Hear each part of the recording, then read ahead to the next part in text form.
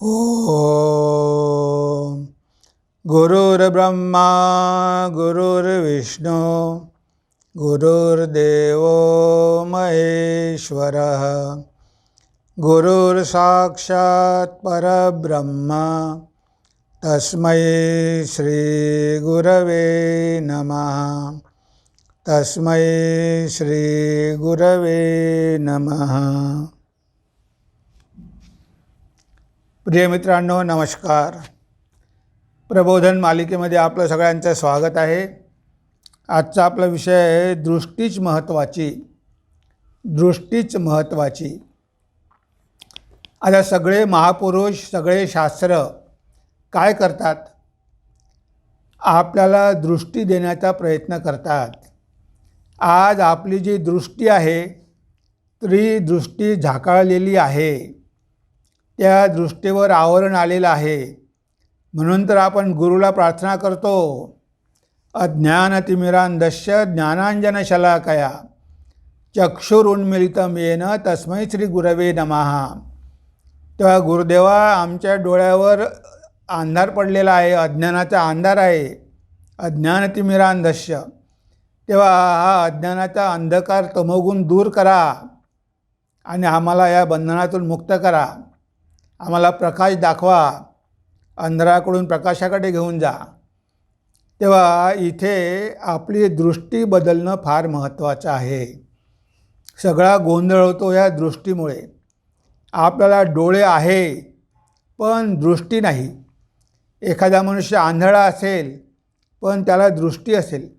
त्या आपण तो मनःचक्षु, तो मनाच्या डोळ्याद्वारे बघू शकतो.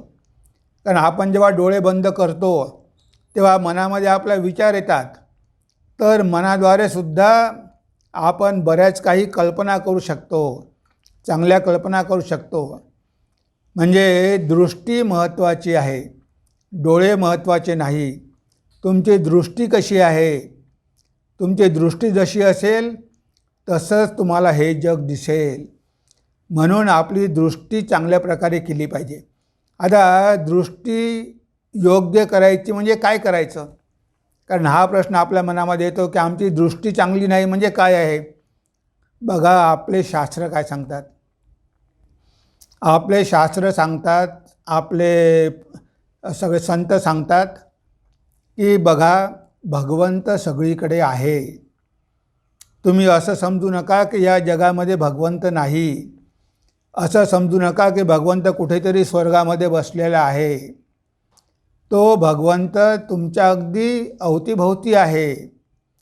अवतीभोवती असून दिसेना शोधतोस आकाशी. कुठे शोधिशी रामेश्वरानं, कुठे शोधिशी काशी. तेव्हा तो भगवंत आपल्या अवतीभोवतीच आहे. स्वामी विवेकानंदजी त्यांच्या कवितेमध्ये म्हणतात, बहुरूपे सम्मुखे तुम्हाय कोथाय खोजिशो ईश्वर. जीवे प्रेम करे शेईजन, शेईजन सेविचे ईश्वर. अरे, तुमच्यासमोर या अनेक रूपांनी नटलेला तो परमेश्वर आहे. तुम्ही त्याला कुठे शोधणार आहात? जीवे दया करे जैजन, सेईजन सेविचे ईश्वर. ह्या जीवांवरती जो दया करतो, त्यांची सेवा करतो, त्यांच्यावर प्रेम करतो, तोच खऱ्या अर्थानं भगवंताची सेवा करतो. आता ही जी दृष्टी आहे ही आहे दिव्य दृष्टी. आपल्याला आज सगळे सारखे दिसतात, सगळे नामरूप दिसतात, पण हे नामरूप वरवरचे आहेत. ह्या नामरूपाच्या पाठीमागे ते चैतन्यच आहे, तो भगवंतच आहे, तो आत्माच आहे. हे आपल्याला कळत नाही. जर हे आपल्याला कळलं असतं तर आपण इतरांशी अशा प्रकारचा व्यवहार केलाच नसता. जर आपली दृष्टी बदलली, जर आपल्याला ती दृष्टी प्राप्त झाली तर आपल्याला तो भगवंत सगळ्यामध्ये नटलेला दिसेल. तिथे मग चांगलं आणि वाईट राहणार नाही. सगळ्यामध्ये तो एकच आहे. हे जे चांगलं आणि वाईट आहे ते मनामध्ये आहे, पण मनाच्या पलीकडे तो चैतन्यमय बसलेला आहे ना, तो आपल्याला दिसत नाही. तर ही दृष्टी आपल्याला आणावी लागेल. संतांची ही दृष्टी होती. त्यांना सगळे सारखे दिसायचे. ते कधीही कुणामध्ये भेदभाव करत नव्हते. सज्जन दुर्जन, जाती पाती, उच्च जाती नीच जाती ह्या कशामध्येही ते भेदभाव करत नव्हते, कारण त्यांना ह्या सगळ्यामध्ये तो एकच दिसत होता आणि त्याला सोडून काहीही नाही. तर ह्या आशयाची एक गोष्ट सांगतो तुम्हाला मी. एकदा एक साधू आपल्या झोपडीमध्ये राहत होता. रात्रीचे 12 वाजले आणि रात्रीचे 12 वाजले, दिवा बंद होता. त्यांच्या खोलीमध्ये एक चोर शिरला आणि चोर हळूच आतमध्ये गेला आणि या साधूला जाग आली. त्यानं डोळे उघडून बघितलं तर खोलीमध्ये चोर आलेला आहे. तो साधू म्हणतो, अरे तू मुळीच घाबरू नको, तू मुळीच घाबरू नको. ते बघ त्या कोपऱ्यामध्ये एका भांड्यामध्ये काही पैसे आहे. तू एवढा त्रास घेऊन इथे आला, मध्यरात्री इथे आला, तू केवढा धोका पत्करला आणि एवढ्या रात्री येऊन मी तुला काही देऊ शकत नाही. तुला पैशाची गरज आहे, पण मी तर पडलो साधू, माझ्याकडे तर जास्त पैसे नाही, पण जे काही पैसे आहेत ते सगळे तू घेऊन जा, ते तुझ्यासाठीच आहे. तो चोर आश्चर्यचकितून बघत राहिला. तो गेला, त्यामधले पैसे घेतले. तो जायला निघाला. अरे म्हणे थांब थांब थांब थांब, म्हणे 1 रुपया त्यामध्ये ठेवून दे, कारण उद्या सकाळी मला दूध वगैरे घ्यावं लागेल, बाकीचे घेऊन जा, फक्त 1 रुपया ठेवून दे. त्या चोरानं 1 रुपया ठेवून दिला आणि तो जायला निघाला. अरे थांब थांब थांब थांब, अरे म्हणे हे काय, मी माझ्याकडचे सगळे पैसे तुला दिलेले आहे आणि तू मला धन्यवाद पण दिला नाही, थँक्यू पण म्हटलं नाही. मग त्या चोराने धन्यवाद दिला आणि चोर ते पैसे घेऊन निघून गेला.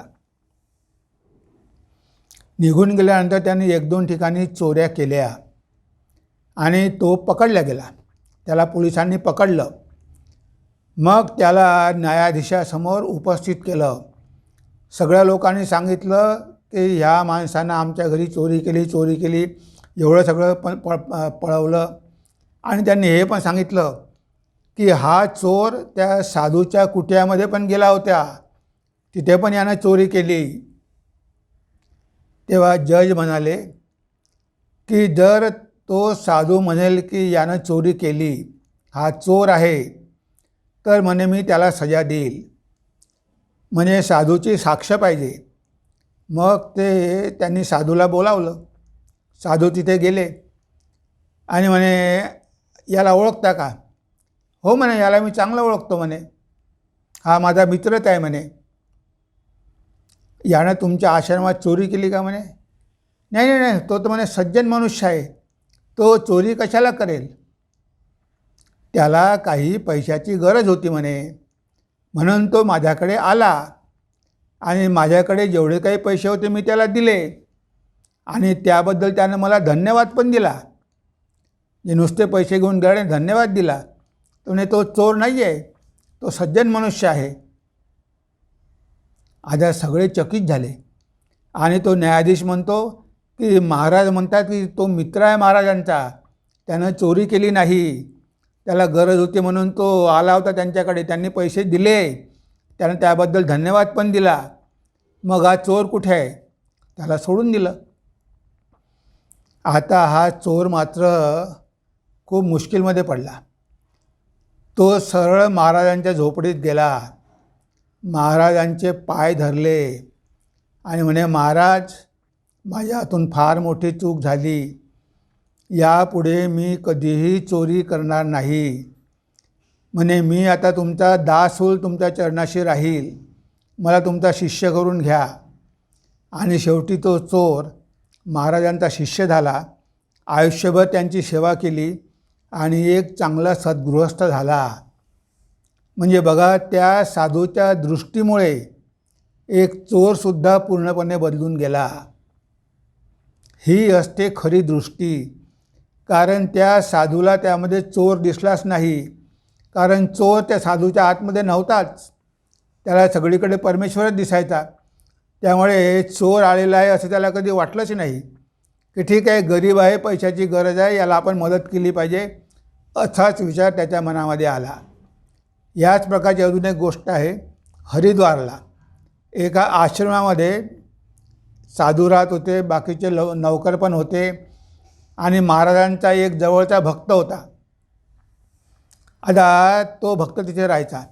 एक दिवस एक तरुण मुलगा आला आणि तो म्हणतो, महाराज मला ब्रह्मचारी व्हायचं आहे, मला आश्रमात ठेवा. महाराजांनी त्याला ब्रह्मचारी केलं, त्याला ब्रह्मचार्याची दीक्षा दिली, त्याचे कपडे बदलले, तो आश्रमात राहू लागला. आणि 1-2 महिने राहिल्यानंतर तो आश्रमातले काही पैसे घेऊन गायब झाला, पळून गेला. आता तो महाराजांचा भक्त होता हिरालाल. तो हिरालाल म्हणतो की महाराज बघा, तुम्ही त्याला ठेवलं आणि तो पैसे घेऊन पळाला. महाराज काही बोलले नाही. तो 2 महिने बाहेर राहिला, सगळे पैसे उडवून दिले आणि 2 महिन्यानंतर पुन्हा तो आश्रमात आला आणि महाराजांनी त्याला आश्रमात ठेवून घेतलं. त्याला काहीही विचारलं नाही आणि तो आश्रमात राहू लागला. आता हा हिरालाल महाराजांकडे आला. म्हणे, महाराज तुम्हाला माहिती आहे, याच मुलाने 2 महिन्यापूर्वी आपल्या आश्रमात चोरी केली होती, सगळे पैसे घेऊन लापत्ता झाला होता आणि म्हणे तरी तुम्ही त्याला ठेवून घेतलं. म्हणजे तुम्हाला म्हणे व्यावहारिक ज्ञान मुळीच नाही. अशा प्रकारे आश्रम चालवल्या जात नाही, थोडंफार व्यावहारिक ज्ञान पण पाहिजे. तेव्हा महाराज म्हणाले की हिरालाल, तुला काय वाटतं